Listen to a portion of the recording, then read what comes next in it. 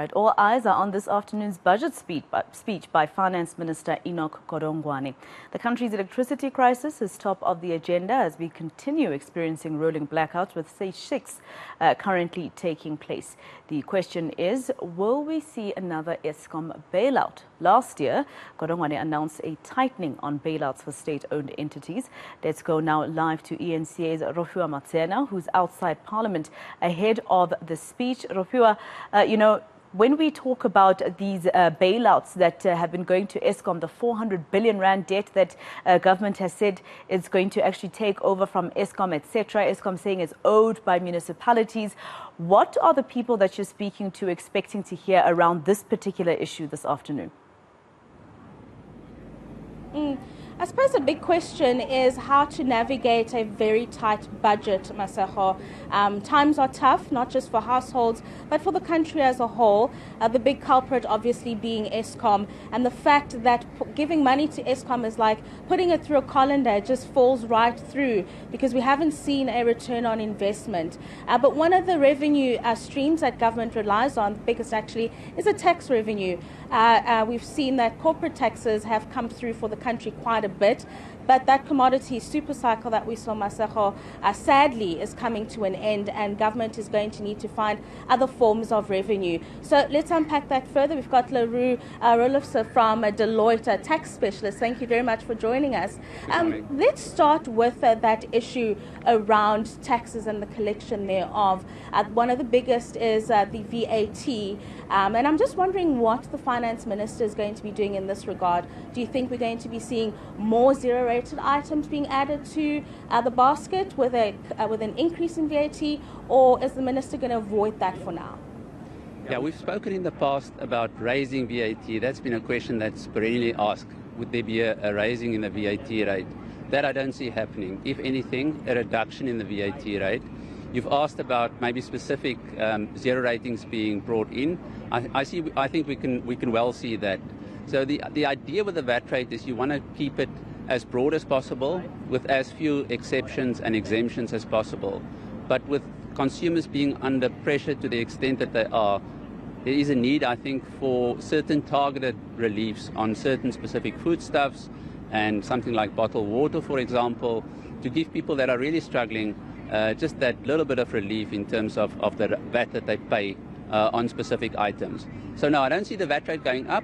We could well see a broadening of some of the exemptions, and who knows, maybe we can even see a reduction in the rate, although that's probably too much to ask for. Probably unlikely. Yeah. What about personal income tax? We do know that those who still have jobs are struggling to meet their daily expenses. In fact, salaries aren't growing as much as inflation has. What do you think the minister is going to do here? I hope that we'll see some relief to people that on their salaries. So the maximum marginal rate currently is 45%. I don't think we'll see an increase in that, but I hope we'll see some relief to compensate for the effects of inflation.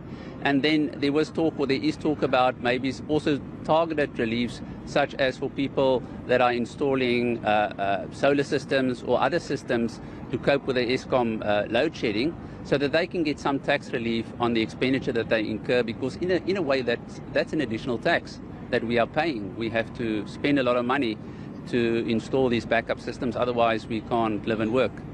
I mean, another pressure one would think needs to be alleviated is also on business and the cost of doing business. With the inflation, you're seeing the price of fuel, and unfortunately we're a net importer of fuel, right? That's increased significantly. So what would the minister do in that regard when it comes to the fuel levy? We did see a brief suspension. Should this be something that's considered to be made more permanent so that business can actually operate? We would certainly advocate for or ask for a suspension of that levy in the interim while we're struggling with stage 6 load shedding. But what the minister can also look at is maybe to extend the rebates that are granted to businesses. Certain businesses get a rebate on the fuel levy, and possibly extending that to other businesses, because a lot of businesses suffer now, and possibly even to individuals. So yes, I don't know whether the rates will go up, but hopefully more rebates coming through, and a suspension at least for the time being while we get people out of this immediate pickle that we're in. Yeah. And then what about the corporate taxes? So there's always a call for government to think about the long-term happiness of corporate South Africa because of the investment that could potentially come into the economy. I'm sure the minister wants to decrease the corporate taxes, but do you think he can at this stage? He definitely wants to decrease the corporate taxes because our rate is somewhat uncompetitive compared to other countries that we compete with, because bear in mind that's also a competition. Yes, so he'd like to. I don't think we'll see, I'll be surprised if we see a decrease in this budget. I think it's a holding budget. I don't think it's a tax budget. He'd like to, but I somehow doubt that we'll see a decrease in that rate. There was a decrease from last year to this year from 28 to 27%, but I don't think we'll see anything further in this budget. So the minister did indicate that we are going to be seeing a surplus of about 83 billion, if I'm not mistaken, and that is thanks to the corporate taxes that we were just talking about. But that cycle has come to an end. Correct. So where does the revenue come from after this? Because consumers remain constrained and businesses don't have working hours because of the blackouts. Correct. The obvious answer, it comes from growth. So we need to do whatever we need to do in order to get growth. The international environment is also not easy. So we've got lots of challenges. There's not he has, as you correctly say, there's been good taxes collected from commodities in particular. And hopefully some of that has been, and I think some of that has been sort of packed away for contingencies. And that is there to provide some relief. But ultimately the answer is we've got to buckle up and we've got to get growth going and create wealth. Yeah. And then just a final thought from you, just an overall view going forward, apart from the growth. Do you think that we're going to see a switch in where most of the taxes come from when we look at the major facets, being PIT, corporate taxes, and so might we see a permanent switch because of the spending power that consumers don't have, so they can't contribute to VAT? What trend do you think we're going to see there?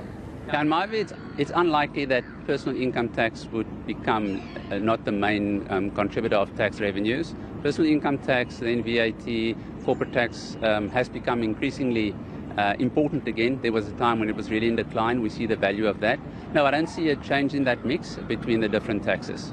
Thank you very much for your time. Masako, very important discussion there around tax revenue that the country needs, that the minister needs to allocate a budget. It's good now, but given the current circumstances and the uncertainty with geopolitical events, it's not certain that we're going to be collecting the kind of taxes that we did in the financial year that the minister will be referring to in his budget speech this afternoon. All right, that was my colleague Rofhiwa Madzena in Cape Town for us.